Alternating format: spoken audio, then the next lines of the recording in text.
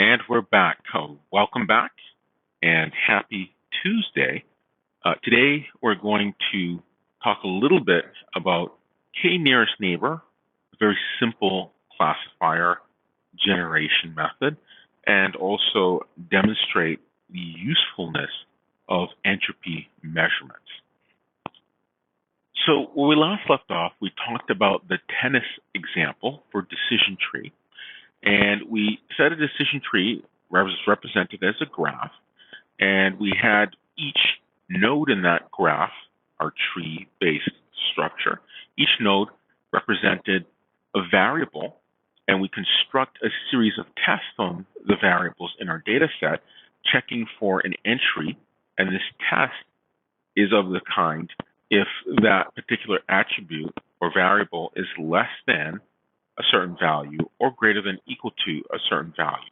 If it's a categorical variable, the test is if that particular variable is each one of those enumerated category outcomes that the variable can take on. And so we organize these tests into a tree structure, and we take a new input vector or pattern, and we run that down the tree until it comes to rest in one of the leaves, and we take the majority label associated with those nodes at the leaves as our classifier output.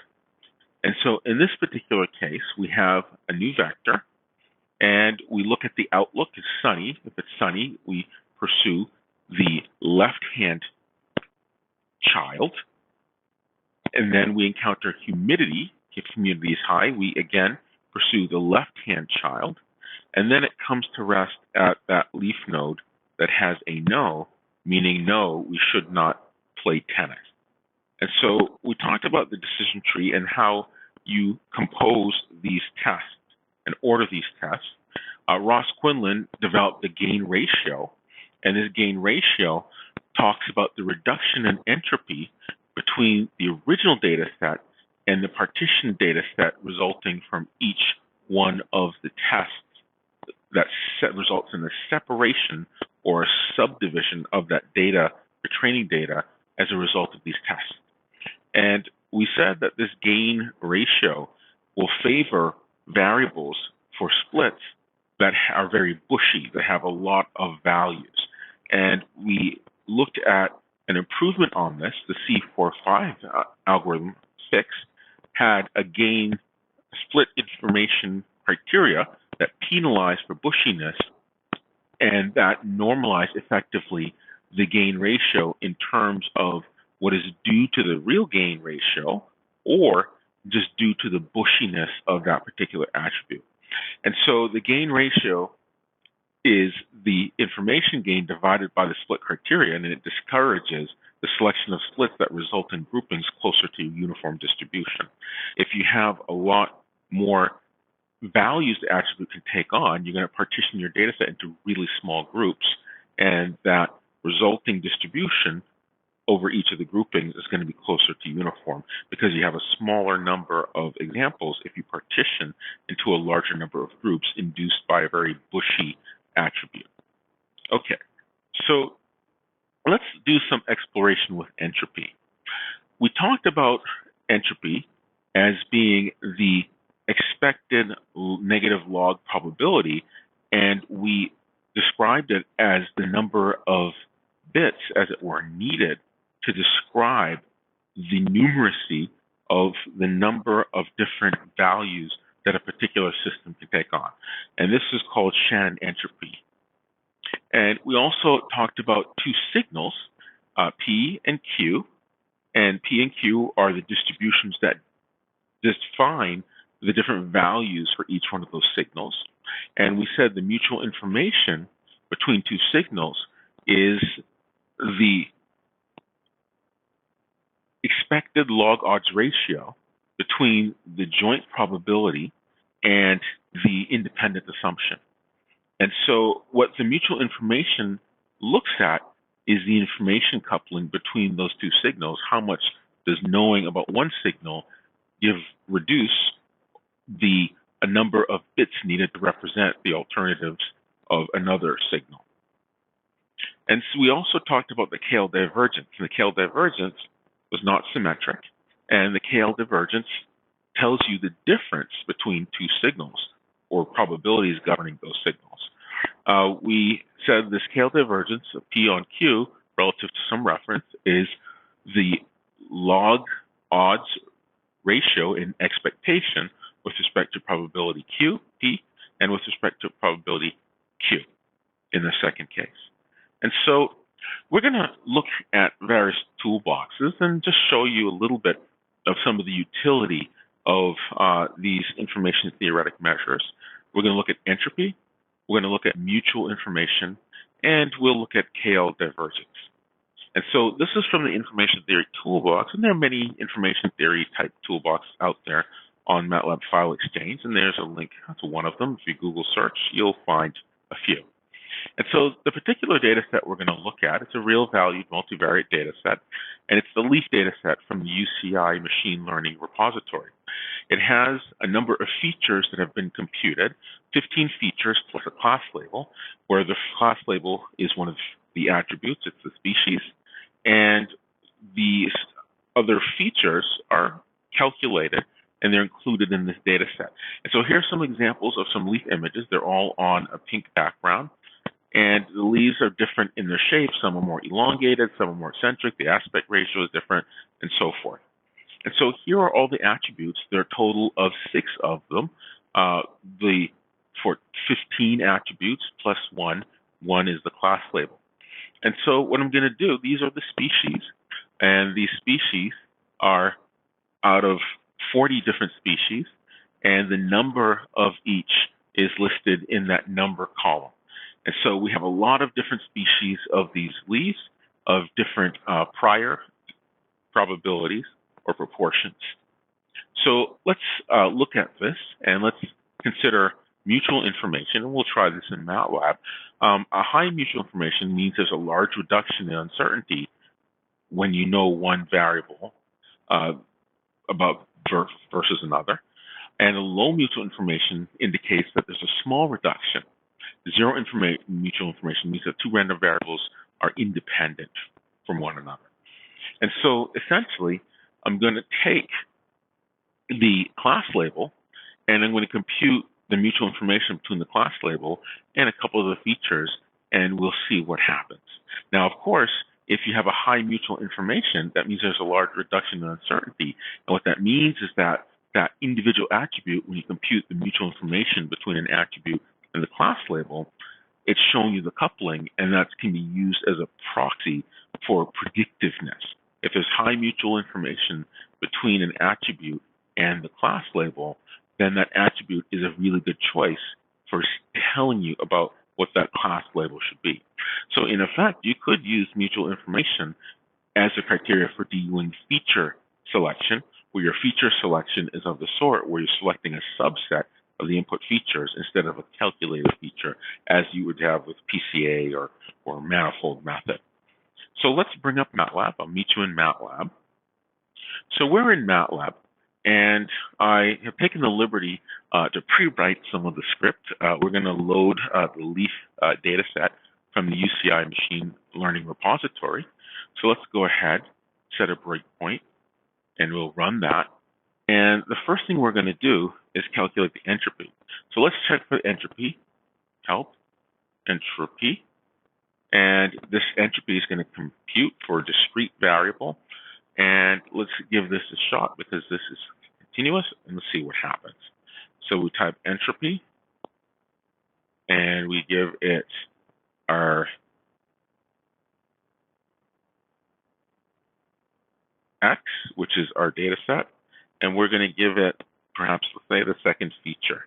All right, and that second feature is one of the features, and we get entropy of 3.6869. Number of bits. Let's try the next feature. Remember, the first feature is the class label, 8.4 and change. Let's try the next feature, 8.3, the next feature, and so forth. So we see we have some entropy. Let's try the 10th one, about 8 point something, 3 point something. Let's try number 6. Let's say 8.3. And so that's entropy. Not very terribly interesting. We could also look at the Kale divergence. So this Kale divergence is also called relative entropy. So let's try help relative entropy. So that's our Kale divergence. So let's try relative entropy between two of the features, feature 2 and let's say feature 3. And let's see what we get here. So that's relative entropy between feature 2 and 3. Let's say between feature 2 and 4. So that means between feature 2 and 3, these distributions are much more different than between feature 2 and 4. And you can use the difference as a proxy of saying how different are the distributions between those two features as a way of determining redundancy, if you will. So that means that feature 2 and 4 are more alike than feature 2 and 5. So let's try 2 and 8.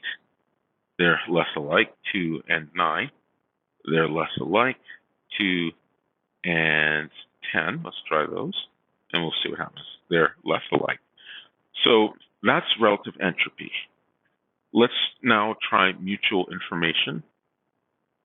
So let's try mutual information. We'll start with help on mutual information. There's our API call. So let's try it out. Between our class label, which is our first feature or attribute, and our next feature, second one. And let's see what we get. So our mutual information is 1.1696.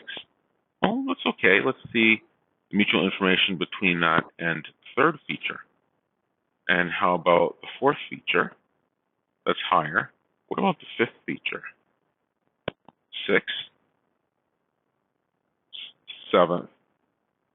So we see that the mutual information between the class label is higher for the fourth feature than it is for the other features. So let's try the 10th feature. And if we recall that fourth feature, go back to the PowerPoint slides, meet you there. We're back in PowerPoint. If we look at the fourth feature, that's the aspect ratio. So the aspect ratio has a higher mutual information with the class label than the specimen number or the elongation, and we went all the way up to the lobedness. And so there, if we were doing feature selection, well, certainly because aspect ratio has a higher mutual information with the class label, the species, we're going to include aspect ratio as a feature that's really predictive because the mutual information is higher. And so our high mutual information means a large reduction in uncertainty. Low mutual information means a small reduction. And zero mutual information means that the two variables are independent from one another. There's no information coupling between them. They are independent. Okay, so let's take a look at k-nearest neighbor. It's a very simple algorithm, and it's governed basically by this old adage, birds of a feather flock together. And so here is a fictitious data set in 2 dimensions. They have a projection along the horizontal axis and the vertical axis for each of their features. And one of the things you'll notice is that similar instances are closer together in their value. If we look at the difference for this horizontal feature between these 2 red points, or 3 red points, those distances aren't very big. But if we look at the difference between one of these red points and one of these blue points with respect to their horizontal feature, these distances, these differences are very, very large. And so like kinds, the red points, tend to be closer together because they're like, because their features are more similar to one another, i.e. birds of a feather flock together. And so for k-nearest neighbor algorithm, we start with their training data, and each data point is in d dimensions and d-dimensional real value space. And we need also a distance measure that's going to take the distance between two of these input data points. And so one example is Euclidean distance, and here's our formula for Euclidean distance. Another example is the Mahalanobis distance, which is a version of the Euclidean distance that is normalized by the standard deviation. Now, this has a little bit of a typo. We should say k here and k here, because we're looking at the projection, the sum of the square of the differences between each of these data points with respect to each one of these d dimensions, and then we're taking those sum of square differences and taking the square roots of them.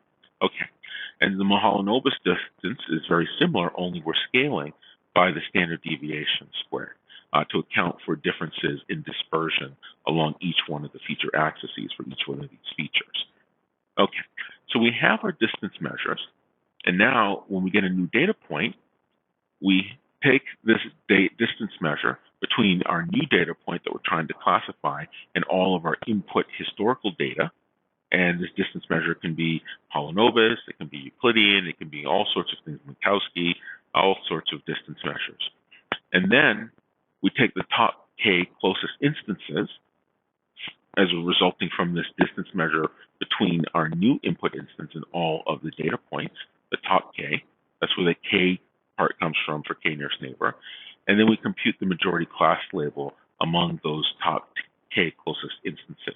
And so this is validating or using this birds of a feather idea to determine the class label.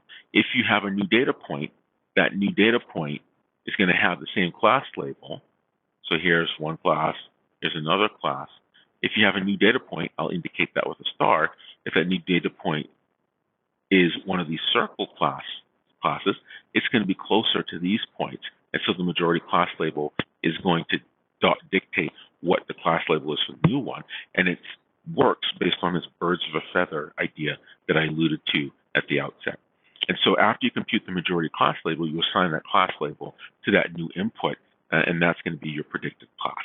And so k nearest neighbor is a very simple algorithm, but the burden is that you're going to be computing this distance measure pairwise between your new input data point and each of your n many input data points from your data set.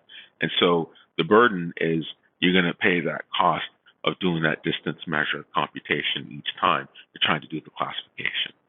All right, so with that, it's a very short one today. That's all I had. And as usual, please stay healthy, stay safe, and I'll see you all on Thursday.